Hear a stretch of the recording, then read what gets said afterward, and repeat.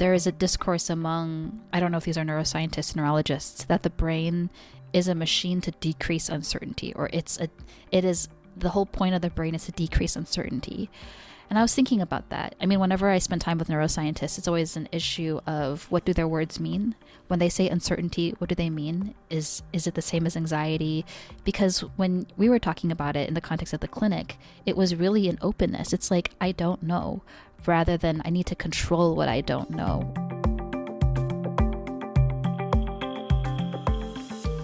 This is the second half of my conversation with Lan Li. After finding myself chewing over the ideas from our first talk and, frankly, enjoying a sense of playfulness that I'd not let myself into for some time, I wanted to continue with exploring more about the paring away that goes with learning to be a professional, how we can go about getting friendly with uncertainty, and the place of virtue in the work that we do.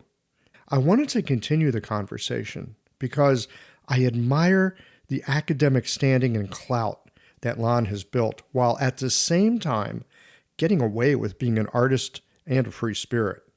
Being able to be thoughtful, playful, and productive, that sounds like a good way to unfold a career. So, without further ado, part 2. Geological Conversations come to you through the generous support of our sponsors and members. You have clinic challenges? Our sponsors have solutions. Blue Poppy offers same-day fulfillment and free shipping on orders over $50. Looking to reimagine your clinical practice? Consider the study of nature's design with Ed Neal at the Apricot Grove. Need to send a custom herbal formula to a patient? Sun10 makes it easy for you with their direct delivery service. Later in the show, Jane has helpful solutions to raising your clinic fees, and Golden Flower Chinese Herbs shares a journey of healing that I think you'll recognize. Do be sure to visit the sponsors page on the Geological website to take advantage of all the special offers our terrific sponsors have for listeners of the podcast. Discover the harmony of tradition and innovation with Sun10. Since 1946, they've been dedicated to bringing the wisdom of traditional Chinese medicine to modern wellness practices.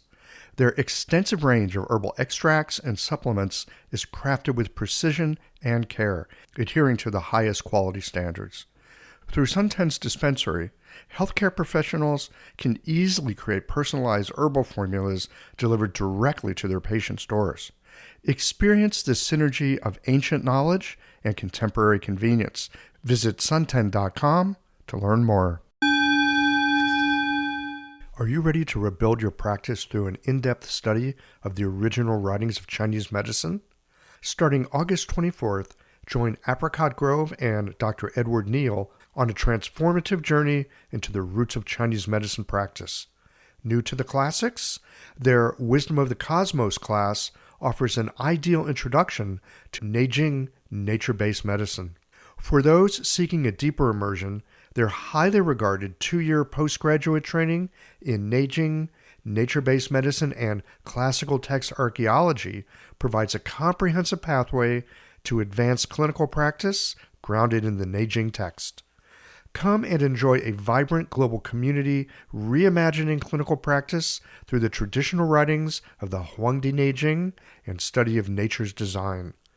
Tuition assistance is available. Visit neijingstudies.com to learn more and enroll today.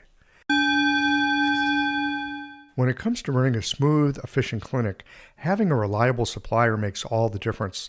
That's where Blue Poppy comes in. From premium acupuncture needles and trusted herbal formulas to innovative solutions like their liquid moxa, a smokeless, low-fume alternative to traditional moxa, Blue Poppy has everything you need all in one place. And the best part, Blue Poppy offers free shipping on all orders over $50 with no restriction in the continental United States. For nearly 40 years, Blue Poppy has supported licensed acupuncturists with high-quality products and a commitment to exceptional service. Visit bluepoppy.com today and discover why so many practitioners trust Blue Poppy. Don't forget to subscribe to their mailing list for exclusive offers and more.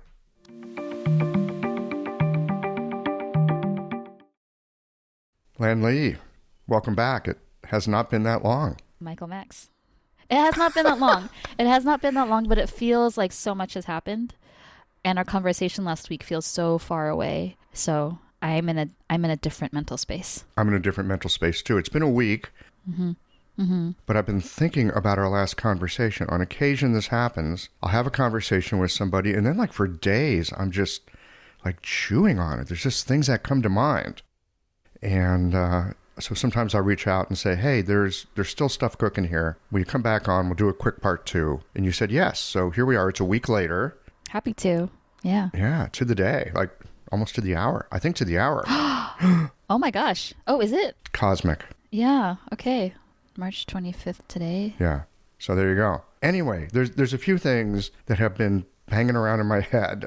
I just want to get back into it a little bit. I don't know how long this will go, but just yeah, sure. A follow-up. Like when you've had a really nice meal of sushi, but you have to have the clam or the scallop one more time. You know what I mean? Wow. I've never had clam or a scallop. So when I do, I'll let you know. Of sushi? Do you eat sushi? Yeah. I don't eat. No, I don't eat raw fish. There was this place in Houston that made cold pressed tomato with pineapple juice that imitated, I guess it's imitating tuna or imitating raw fish, but that's the closest I've gotten. Otherwise, no. I have not had clam or scallops. Oh. Is it? Okay. Oh, the raw scallop is, it's sublime. Sublime. Oh. Oh my God. Sublime. Truly.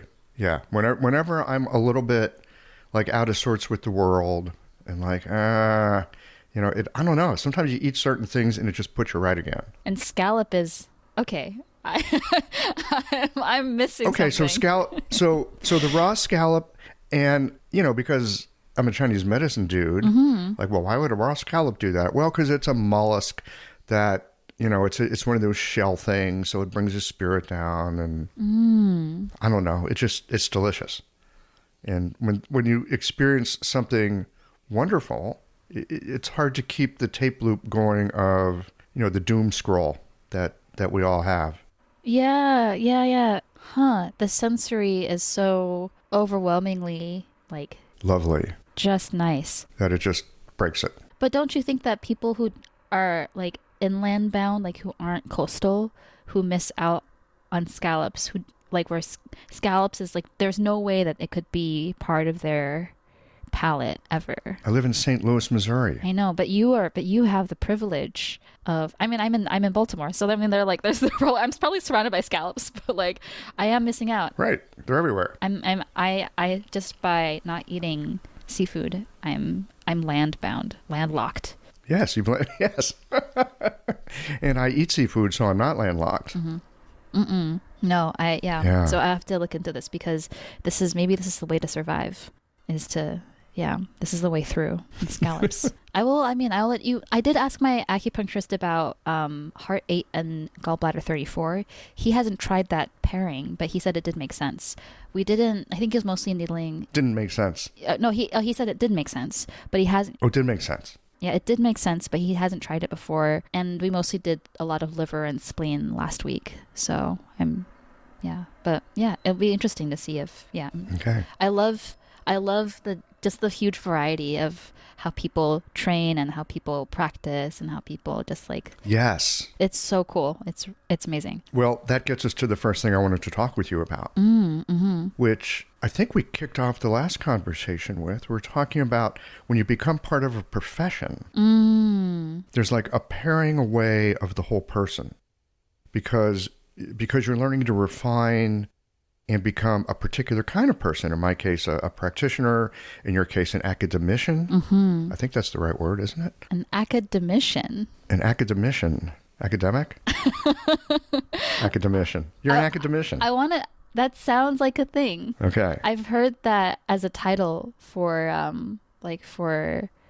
people in China. Academician, 陈学森. Anyway. Yes. We're talking about the process of doing that and how... I don't remember the exact thing you said, but it was something to the effect of, it takes away from the beauty. Do you remember saying that?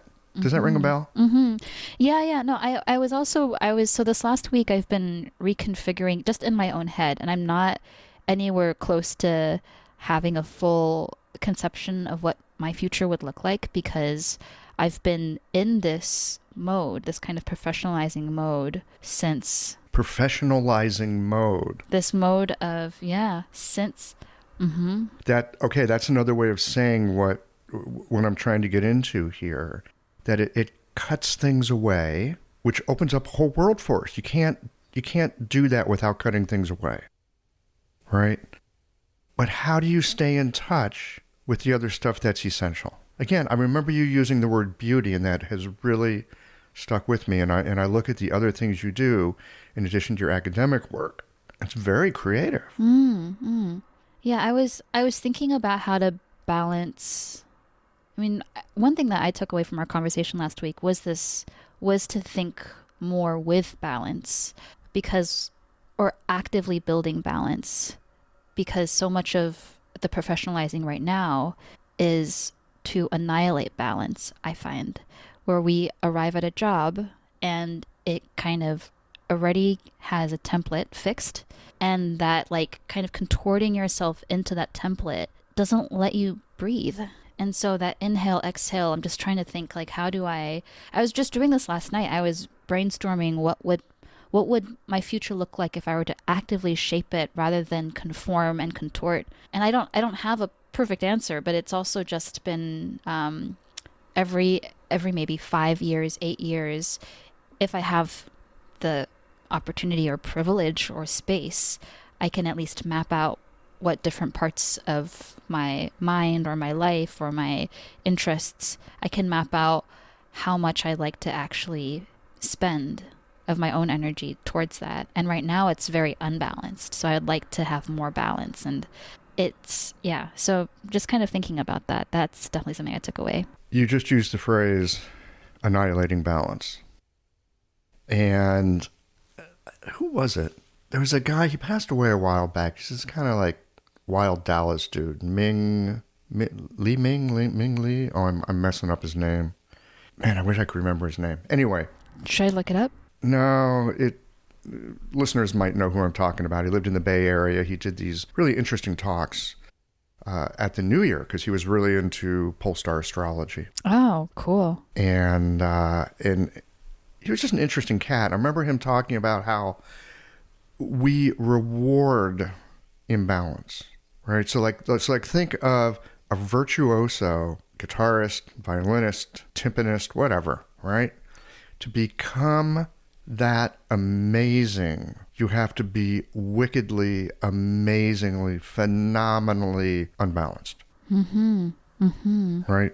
So that this particular aspect of what you're capable of can shine like, the most polished diamond in the world, right? But when you think about cutting diamonds, you're cutting away, we're back to professionalism, you're cutting away aspects to reveal something else that is more refined. So, I get it that things get pared away, but it's also kind of an alchemical process, I think, at the same time, where it like will cook you into something else. And if you're going to be a doctor or you're going to be doing academic work, like, working in the academy, it's not for everybody. So, and I appreciate your recognition that there's a kind of harm that goes with it, right? So how do you gel that for yourself? I hear that you look at like revisioning your life at certain points. How do you work that with your students? Because on one hand, you want to help shape them so that they can have this life that will be interesting and phenomenal. But you're also part of the system. Like you're also the man. Yeah. No, I think about that. Like, so how I do it for myself, I do it for my students. They're slightly different because I grew up with a kind of, what is it called? I never think of the actual English translation, but it's a form of longevity Qigong practice. I just do the first step of the opening of a 9-part process, which probably is supposed to take months. And I just do like the first opening bit. And it involves recalling and imagining a childlike state. And I started this practice when I was like 4 or 5. And it's meant to imagine yourself, at least for women, I think you imagine yourself at 6 years old. So I started before I even knew what it was like to be 6 years old. And I've been thinking about like childhood wonder a lot. Not that it's like infantilizing, but that there's a lot of wisdom in it. A lot of wisdom because you have no fear. I mean, like some psychologists will tell you that toddlers are like psychopathic. We have these like psychopathic tendencies, and there are all these kinds of ways of thinking about developmental psychology. Like we have a language for thinking about childhood, and normalizing it, pathologizing it. But then I was thinking just about that kind of openness that is I mean, maybe it is a form of idealizing. Like I think of some of these longevity practices as a kind of holding of utopia. There's some kind of ideal, there's some kind of diamond already in your mind, some kind of purity, and that is this like kind of divine thing, that once you enter the human realm, we're just like, we still have access to it, but anyway, things happen. And I was thinking about that kind of wisdom that comes with that openness. And I really felt deep fear for the first time when I started grad school. I was so scared. I didn't know what I was scared of. What was I scared of? I was scared of not knowing enough. I was scared of never knowing enough, scared of not being the kind of academic I was supposed to be. My friends around me, my cohort members, they had so much more training in languages and theory, or they were reading so much more history, or they just had something that I felt that I should also have, or I was just, would I ever finish my dissertation? Did I have the skills to whatever, like all these other things, even though I didn't think I was going to go into academia when I first started grad school. I was like, I want to get the degree because I saw how much my parents struggled as non-native English speakers, as immigrants working in this field, and being so dedicated to just the craft and not being rewarded for it socially, financially, just not having any like recognizable material kind of deep support that matched or was commensurate with their level of knowledge and skill. And so I thought, I would go into this and do that. But then the professionalizing, I remember that I was surprised with how much fear I felt, and that stuck with me. So it sounds like you were taught to doubt yourself in the process. And I'm thinking of this in juxtaposition to your Qigong, where you're putting yourself in touch with this energy that you had as a child. I think we all have it as children.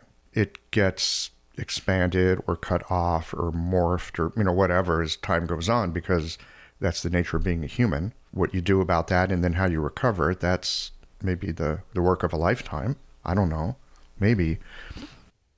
But I get it when you talk about that kind of openness, that like original mind, in a sense. I think we can all probably recall that childlike. I'm not saying childish. There's a childlike. There's a sense of wonder. I think you're right about that. I think wonder is a really potent energy, worth bringing up, because it's dramatically unfettered. It will allow you into anything. So maybe that's kind of an antidote to some of that other stuff. Mm-hmm. Yeah. But the piece about doubt, I think about that.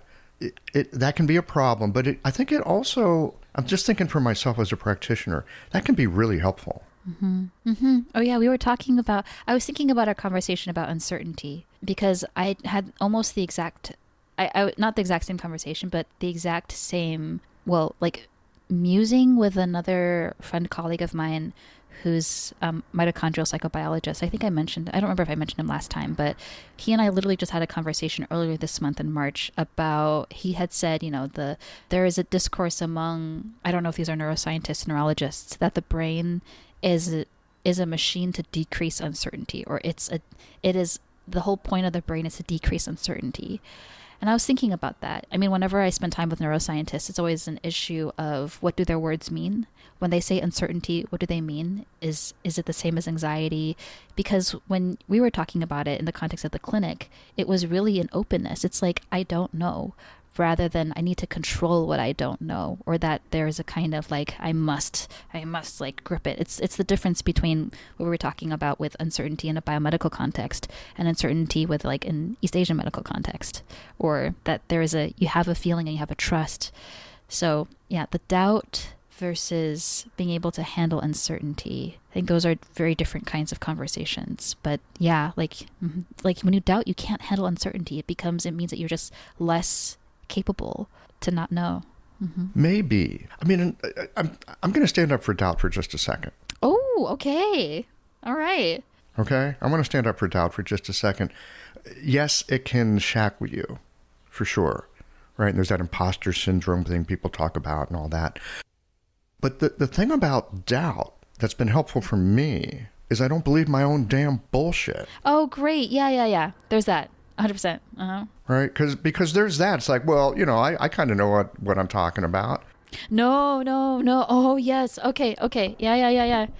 It's like, no, you don't. Actually, Michael Max, no, you don't. Oh, you're full of shit. No. Right? Well, I mean, we are. Or you're just mistaken. Right? So like I'm talking about a healthy amount of doubt. Okay. Yeah. Right? I mean, we're Chinese medicine people. I see. So when you say something like doubt, it's like, oh, doubt, that's always bad. No, it's not. Like everything in its proper measure. So if you've got a little too much hubris, if you're missing things because you think you know but you don't, doubt is what's going to take you back to the books. Doubt is what is going to make you do more research. Doubt is what's going to maybe bring a pause. You can be a little more self-reflective. Is that true? Michael Max, is that true what you're thinking? So I'm kind of standing up for it a little bit here, that there's a place for it. I like the way that, like, you're also modeling a very, like, generative relationship with doubt, because at least in academia... Ooh, generative relationship. Because so many people are, at least in, maybe this is in the, I shouldn't blanket to say this is across the humanities, but often the professionalization is to mask your doubt. The professionalizing language is to, when you say, I don't know, sometimes the impulse isn't, well, I'm curious, what else is there? Rather than that impulse of expanding and triggering wonder, it triggers instead, how do I hide this? Like, how do I make other people not know what I think? Okay. Like, those are very different. Yeah. So the kind of performance of certainty is really masking doubt rather than openly engaging with that. I don't know this thing, and I didn't read this closely, and I forgot what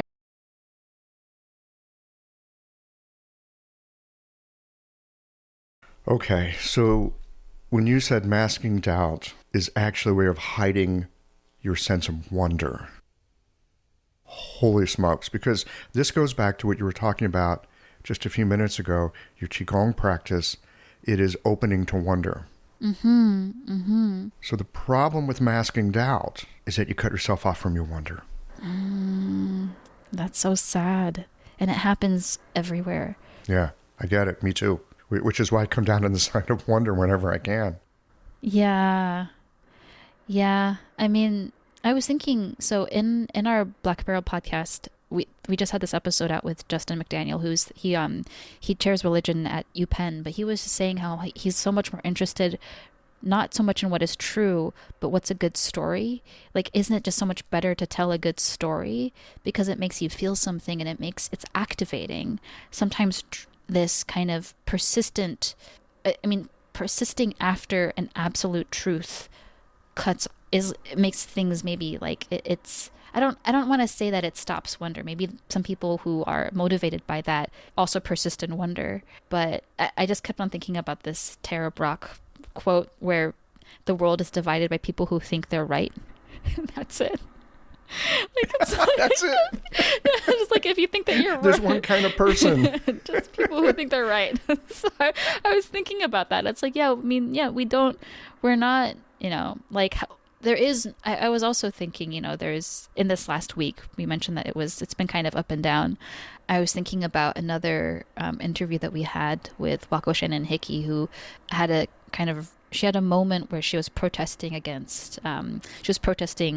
at Berkeley and was facing a police officer who was just as indignant as she was. And in that moment, she realized, you and I are not so different. We both are like fighting. And I kept on thinking, like what makes me different from other people who I think have done wrong, or other people who are masking their wonder, who lie, or who pretend, who hurt other people. What is the difference? And sometimes it scares me to think that the difference, the degrees of difference aren't that big. Like I don't know what to do with that. I'm not saying it's like a slippery slope that inevitably. Yeah, but listen to you. But still, yeah. I don't know what to do with that. Right? That's a place I know for myself. It's like I want to get away from that because it's uncomfortable. And at the same time, what do I do about that? Right? And to sit with that, I really don't know. Like, hang with that. Like, oh, okay, there's something here. There's something else here. I'd love to get away from this feeling of uncertainty. I'd love to be able to come down and be on the right side of this, and I don't know what that is. I heard, actually, it came written to me as a text or something, conversation. It was a conversation with a friend. I can't remember what form. And he said something to the effect of, well, here's the thing. Evil doesn't recognize that it's evil. See, why is it like that? Why? Like, yeah. Right? So, I'm thinking about the protest that you were just talking about. You got two people, one on each side. They're both fighting. They're both right because the world's divided by people who are right. Right? So just like step back, freeze frame, step back for a moment and just go, they're both right. Can I actually have enough empathy to stand in the place of like actually empathetically understanding, like beyond my ideology, empathetically understanding how each of them are right in this moment of engagement through fighting? It's hard. I'm not that empathetic. Yeah. Yeah.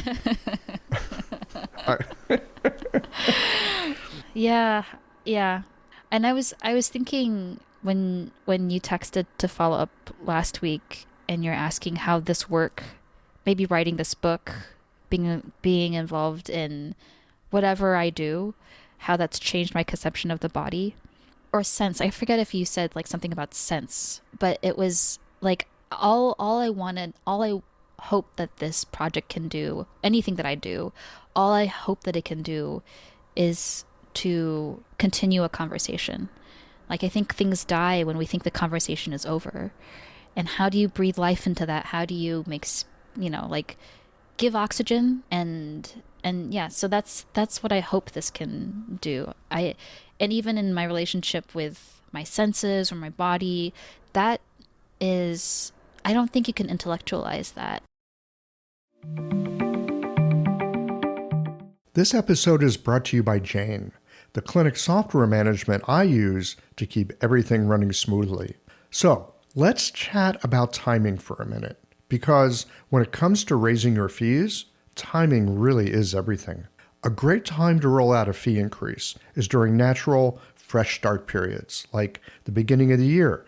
People are already thinking ahead, setting new goals, and adjusting their routines. So, it's a good time to make a change feel natural. Or you might want to try it in September, when everyone's back in school mode and in the mood for a fresh start. For more tips on navigating fee increases, check out frontdesk.jane.app and look for the article, How to Tell Clients You're Raising Your Fees. Jane wants to be a part of your journey in raising your fees with features built to help, like sliding scale adjustments and customized reminder emails. You can take a look at their pricing plans at jane.app/pricing. And if you're ready to get started with Jane, don't forget to use the code CHEOLOGICAL for a 1-month grace period on your new Jane account. Yeah, that's great. I love it. You can't really intellectualize it. There are aspects of being human very hard to talk about. And when it does go up to that intellectual place, there's a whole, this is some of that cutting off that I think you were talking about earlier, when we become professionalized, which, by the way, is necessary if you want to be in a profession. Oh, for sure. Yeah. Like there's no way around it. It's just part of what you have to go through. So how do you recover or stay open to some of this stuff later? Mm-hmm. Right? Because there's a paring away you have to do. I think of musicians who go and practice. They go in a room for 6 hours and right? For 6 hours, right? Then they have to go back out and put the rest of their life together, right? Here you are in your profession. Here I am in my profession. You know, the beautiful thing about paring things away is it gives you a perception for sensing and seeing and being able to interact with things in a rarefied way that you wouldn't have if you hadn't been trained. Mm-hmm. Mm-hmm. Back to that yin-yang stuff. It is monastic.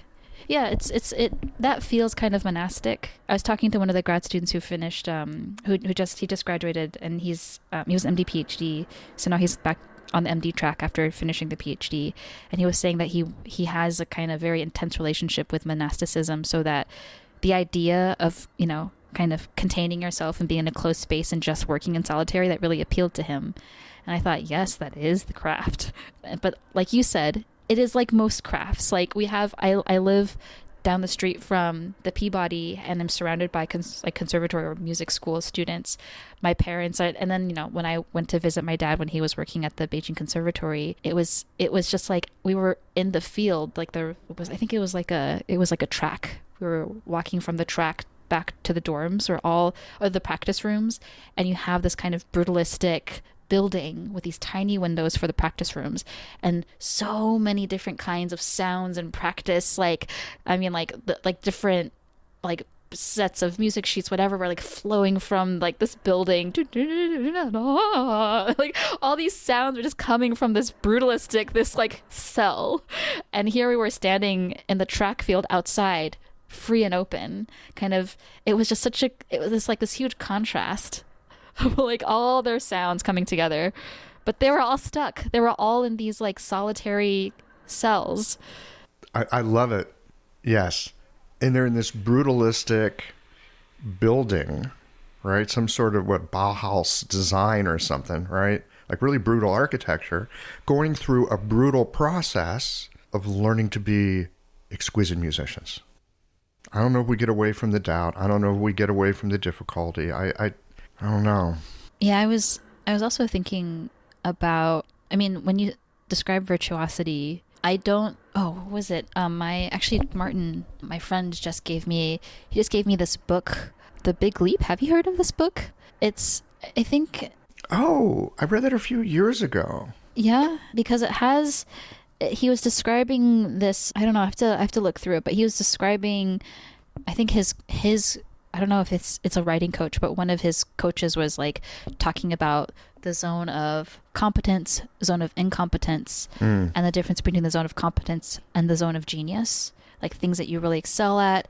And obviously this is one framework among many frameworks, but it's still useful just to think about, like, I don't know if I have a true virtuosity in a skill compared to other people, but oh, okay. Hang on 1 second. Go ahead. Yeah. I don't know if I have a virtuosity or a skill compared to other people. Mm-hmm. This is, okay, on one hand, it's helpful to have other people out there is like a whetstone to like hone your edge. Okay? But the other piece is, I think how do I say this?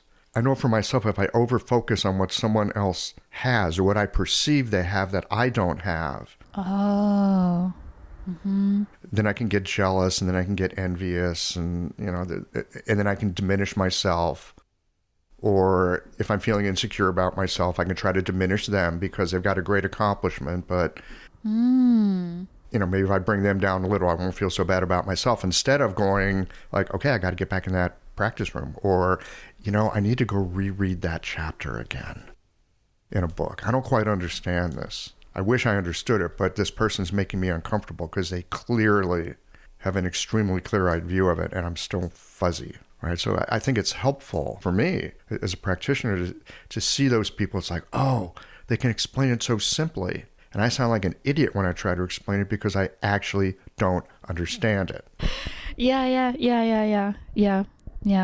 So, yeah. Wow. And I think about wonder again.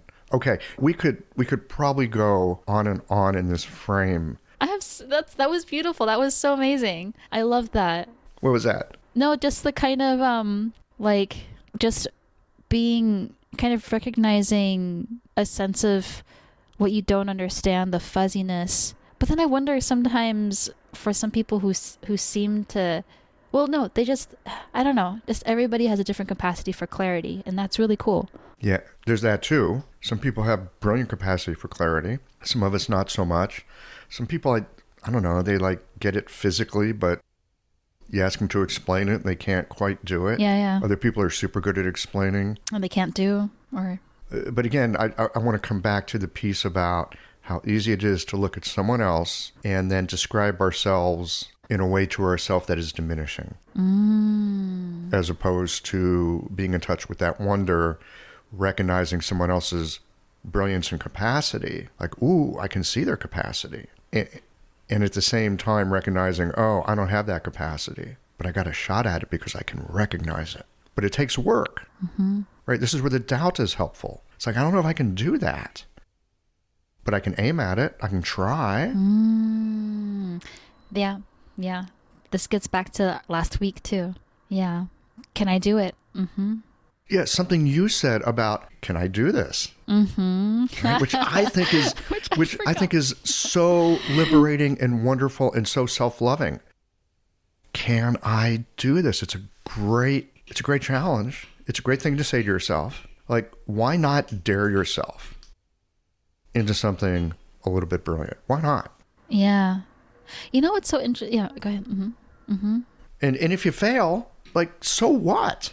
You could be very successful at making coffee, maybe, or you could be a failure at doing an amazing project that actually still helps people because you aimed a little bit higher. Yes. Okay. Yeah.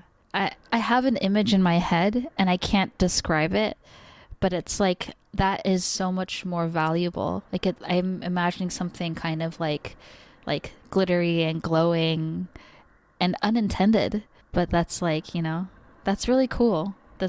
I mean, and like you'd asked how I work with students, and right now I have, students at different levels, students doing different things. And I remember in grad school, all I needed was someone to at least give me permission to try to integrate other aspects of myself into my work.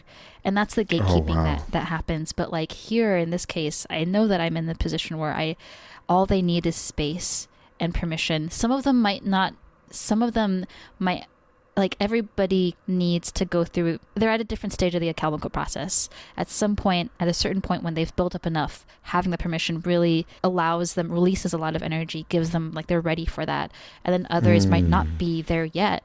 And so I think gauging that is just part of the job. Yeah. So a piece of it is discipline, like actual hard discipline. Like you got to learn the discipline. And then at a certain point when the discipline has been honed, I'm going to make sure I'm understanding this. When the discipline's been honed in a way, helping them release what's possible.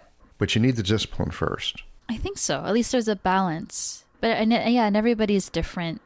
And everybody has, just different things going on in their life too. And they might have a different path. Like more and more, I really wonder, and maybe this is a fantasy, again, going back to like these romantic fantasies of like purpose and meaning and what, like just making sense of paths. Like, oh, I didn't get that opportunity, but it was for a reason. I did get this other thing out of it. Like same, like really basic kind of thing. I'm not saying anything that's like, it's just, I'm just reminding myself of just very basic things. But I'm trying to say that part of me wants to believe that everybody has a different life path with withstanding different degrees of suffering, withstanding different degrees of opportunity. And life is not fair.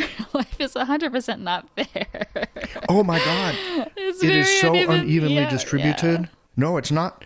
But here's a great thing about life not being fair. If life was fair, if everybody had exactly the same measure, it'd be really boring. we'd have nothing to cry about. No, yeah. Mm-hmm. But I mean, yeah, resources are unevenly distributed. Mm-hmm. And then, but then just like, why? So yeah, then why fight? Why are there, like why? I mean, not to say that's not the right way of phrasing it. I'm not a philosopher of war. Like, why is there war? Why is there genocide? Why is there suffering? Like, I don't know if even the why is the right way of asking that question, other than just to see it. Yeah. Yeah, I think why is often a terrible question. I think how is often a more useful question, or when is a more useful question. But I think in some ways it might come back to what you said a few minutes ago. The world is divided by people who think they're right. That's pretty powerful. Anyway, I know we're kind of limited for time today. Oh, okay, yeah. And there's something else I wanted to talk to you about. Okay. Although we could go on like this forever, but maybe over sushi another time. I just want to, yes, over scallops. I'll have scallops for the first time. Yeah. I wanted to talk to you a bit about metaphor, right? Because your book touches tremendously on metaphor. And, I think we said something to the effect of metaphor, it's like a way to describe the uncharted terrain of the body and how we use it in clinic. We're talking about like the heart's a pump or the brain's a computer. And there's all these ways you talked about metaphor being a way that we understand what we don't quite understand, right? It's a way of attempting to chart what's unknown. And often with Chinese medicine, when we try to explain what we're doing, very often we're speaking in metaphor, almost always. Whereas when you think about conventional medicine, they hold metaphor like no, we're not even letting metaphor in the damn door, right? Because we're going to describe it through these body processes, we're describing it through these scientific terms, we're describing it through these facts, okay, or research data, blah, blah, blah, which maybe is just another kind of metaphor, but... It is, yeah. Yeah. Mm-hmm. So I'm curious about metaphor because it seems to have a tremendous power to influence for good or for bad. And so I'd like to know a little bit more about... Yeah, from your point of view. Metaphor. I have so many thoughts. So there's a really famous co-authored book called Metaphors We Live By, Lakoff and Johnson. And in it, they basically say, they look at metaphor linguistically and semiotically. So they would say anything that's representational is metaphorical. All language is metaphor. Once you represent something... All language is metaphor. All language, like black. Like, what's the relationship between the word black and the color black? Like, the thing itself, is it a color? I mean, there was also Hui Guang, there's like dark light. Like, there are different kinds of things. But for them, it starts with language. I find that really compelling, and it's really changed how some people, when they read that book, it really changes how they see the world, how they feel through it, because language does limit. It does shape a lot. Linguistic anthropologists are really into this. And then for me, that felt too broad. It was too much, because if you want to compare like metaphor or the way, or if you wanted to critique how people have explained away like Chinese medical terms or organs by just saying, the sanyo is just, the triple burner is just metaphorical, or, this like the emptiness of your kidney pulse, it's just a metaphor, like to explain it away, even though so much of biomedicine, at least in the book, I'm trying to say that metaphorical practice is much more intentional and much less empirical, and it is made to seem like, I don't want to say factual, it's made to seem absolute, and it's not. And that's what the metaphor does. It closes that possibility. So, but it's still metaphor, and it's affective, but the affect and the effect is an absolute one.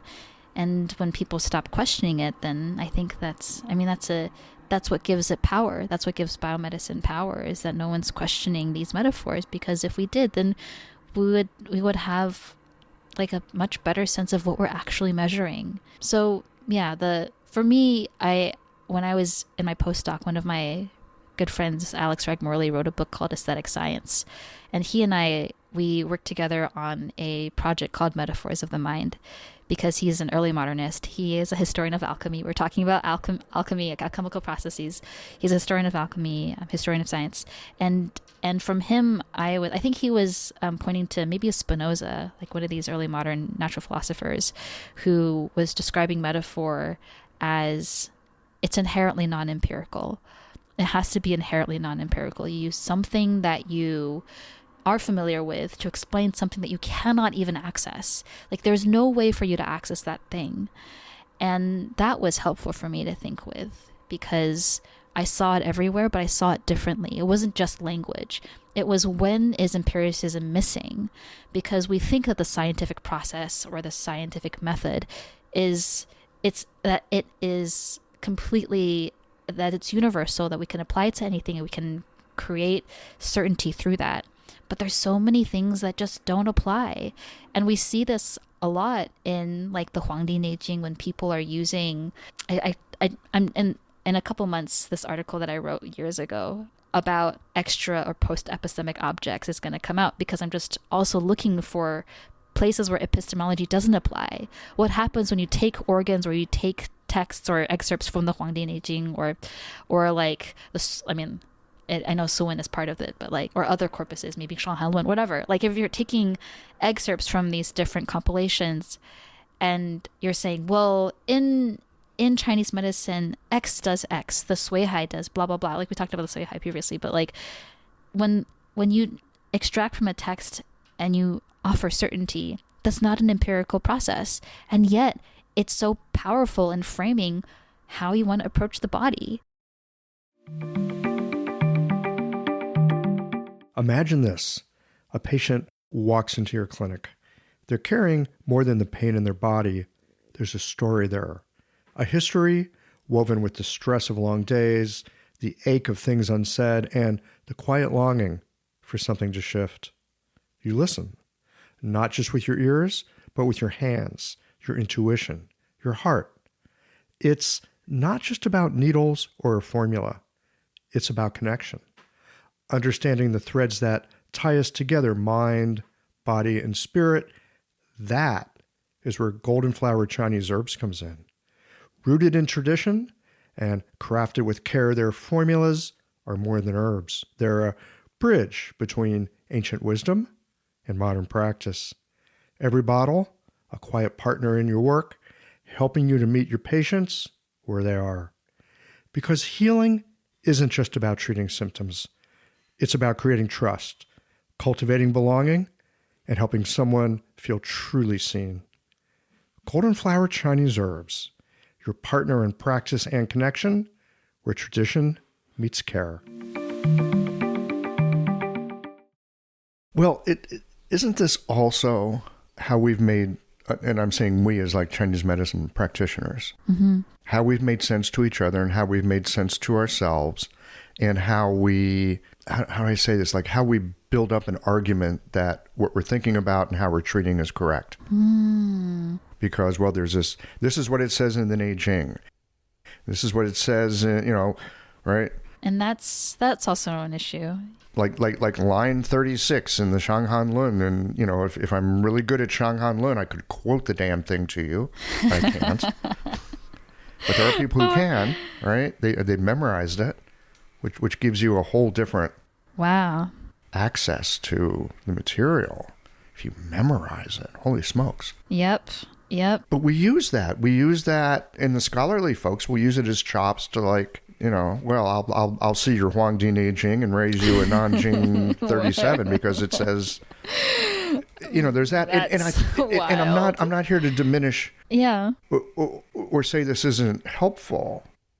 I mean, in some ways, this is how you refine things, right? Like bring your best argument, bring your best perspective. And let's see how it stands up. Like, can we steel man this idea? So there's that too. But we do tend in this medicine to look backwards. Like here's what the original text said. Here's what these commentators have said over the years. and try to learn something. Look, people have been arguing about Chinese medicine since the beginning. Yeah. Right? Mm-hmm.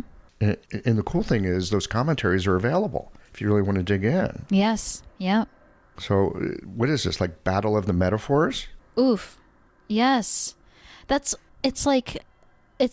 so slippery because, for instance, in the book, there's a small part of, I think there's like chapter 3 or something, but at some point I bring up the emergence of guan as tube, as blood vessel, because if you do a rough search of the word for guan, I mean, it has a bamboo radical. Well, that tells you something, doesn't it? If you look at any of these earlier texts, it does. If you look at it does. guan historically, in all these texts, it is literally a bamboo tube. And I mentioned my dad, like my parents.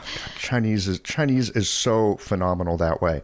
Like, what part of reality are we talking about? We're talking about tubes, damn it. But it is a tube. But the thing is, it's only used as, so. For instance, I mentioned in the last episode that, or in our first conversation, that my dad does a lot of research in early / ancient music theory.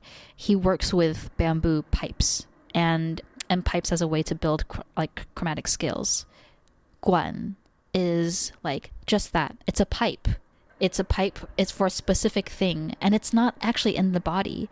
They're just pipes that exist, and they are these technological objects for measuring sound and pitch, and they're not in the body necessarily. I mean, in the body you just have the mai or the luo, all that's what's in the body. But until you get to let's say 17th 18th century, then suddenly guan is used as part of that translation. That metaphor, what was metaphorical, then becomes a thing itself. It becomes the tubes in your body, and we see these shifts happening when the metaphor becomes the thing, and then it's no longer metaphorical. Once the metaphor becomes the thing. Okay, that would be a whole sea change in meaning, wouldn't it? Yeah, you don't see guan. Guan is not what we might think of as guan. I mean, that's also, obviously language changes over time, and we have to do really deep philological evaluation analysis, but it was a pipe. It is a pipe. And then so I think that says a lot about change too. It says a lot about it. I'm not saying that the vessels that I see in my hands and my legs don't exist. Yeah, I mean, obviously they exist. How we think about it, what they do, that's, that can change in time. I think I'm really struck here. You're talking about how when metaphor becomes the thing, now it's no longer a metaphor. This to me sounds like what you could call a paradigm shift. Is this how paradigm shift? Is this a piece of what paradigm shift is about? That when the metaphor, when the story is no longer a story, it's no longer a metaphor, we're no longer associating this with that, it just is. Right? Because paradigms just are. Oof. I think. This is hitting on so many... I'm not an academic. I might have this wrong, but... No. This is hitting on so many things, because I know paradigms are so important to think about change. We have to assume that change can happen, and how does that happen? And I mean, historians of science read Thomas Kuhn's Structure of Scientific Revolutions. Yes, I know, it's mind-blowing. But they all hate it. They're all like, this guy who wrote this in his postdoc when he was at Berkeley, who's a physicist, he's a structuralist, and really it's so much more complicated than that. And yet this heuristic of a paradigm shifting is that's a very powerful metaphor. You're almost thinking like you're looking at a prism, and it's just you can turn it a certain way, and then suddenly everybody's looking at it one way.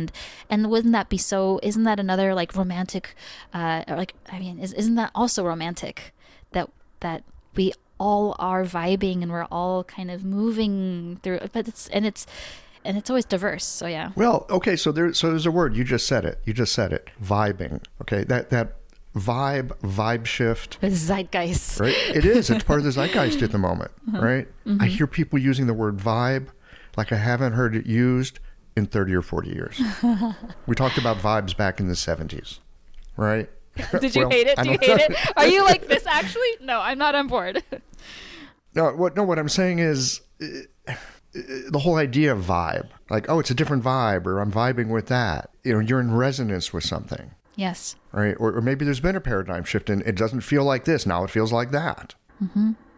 Mm. Paradigm shifts. Or it's just like... I hadn't even thought about how that fits into this whole thing.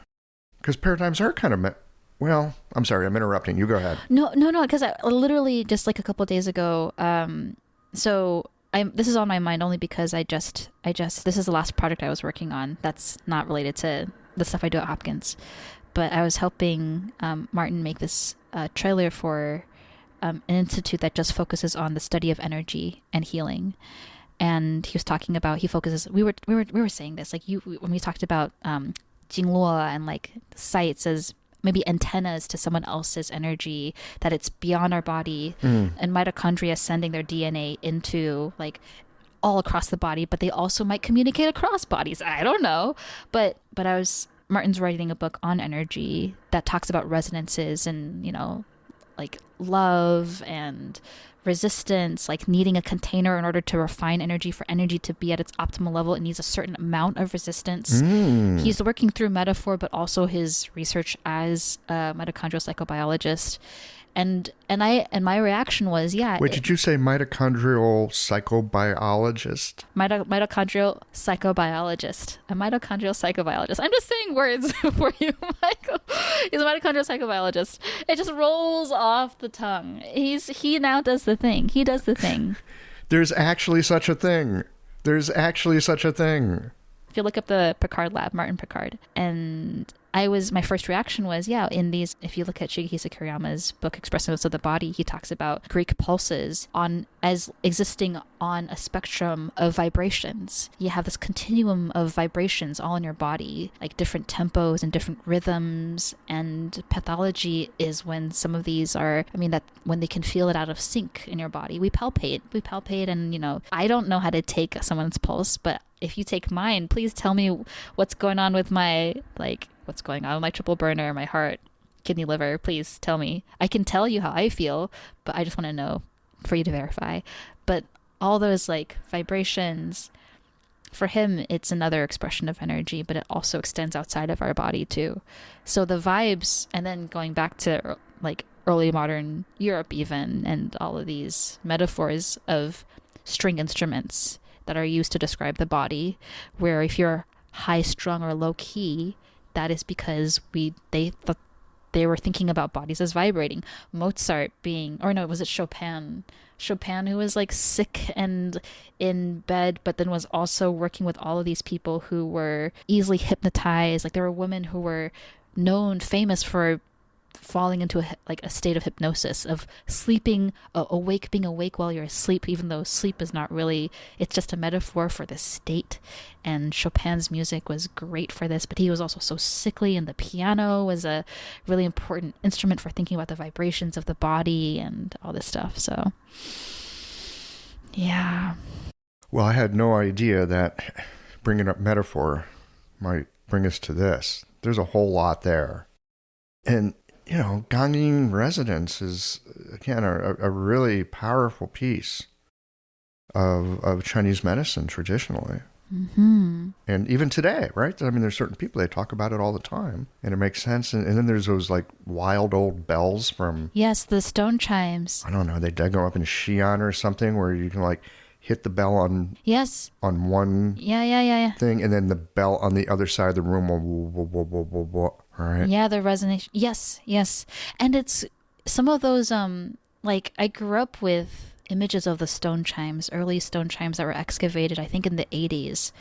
And they are so fascinating. I think they are stone that have inscriptions carved that describe the two pitches that they're supposed to produce. So early people, and I can't say like, I don't know of like which period some of the earliest chimes with these elaborate inscriptions are from, but they understood a lot about material and resonance, and they could produce complicated and very precise pitches, dual pitches in a single, and just carving it from stone. And I would have to ask. Mm-hmm. Carving it from stone. Wow. Well, that kind of leaves us here with mystery, doesn't it? Mm-hmm. I know you got to go. You got a class to teach. And I've been watching the time, so... Oh, thank you. We'll just leave it at mystery. thanks again for coming back and Thank you. having a few riffs on stuff that I've been thinking about. I found this really nourishing, and I just feel like I got a lot more to think about, and we'll see how I improvise with it in clinic as well. Oh, okay. I'll send you the metaphor stuff. I'll send you a couple things, and then maybe you can vibe with that. Oh, I'd love that. I'm looking forward to it. Thank Yay. you. All right. Thank you.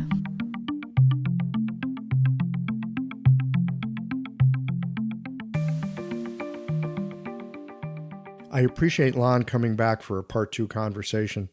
As I said at the beginning of the discussion, there were thoughts and ideas that would just not leave the tape loop of my thinking. I know how my own thinking tends to lead in circles, but a conversation, that tends to move things along an unfolding spiral. There is something catalytic about how conversation opens the trapdoor to ideas and perspectives that have quietly and patiently awaited our attention. Lan has the mind of an academician and the heart of an artist. Do check out the show notes page for some of her creative exploratory work. And finally, that part that she mentioned about her Qigong practice, of first connecting with a sense of unfettered wonder. I suspect that might be an antidote to the habituated doom scroll of thinking, worry, and fear. As we like to say here at Qiological, wonder often, listen, learn. Well, here we are at the end of this episode. If you've listened up to this point, you're either a rabid fan of Qiological or the forward button on your podcast player stopped working. If you are indeed a fan of the podcast, you can help us to bring new episodes to our community of practitioners by supporting us with a membership or a one-time contribution. Details, of course, are on the website. That's it for today, friends.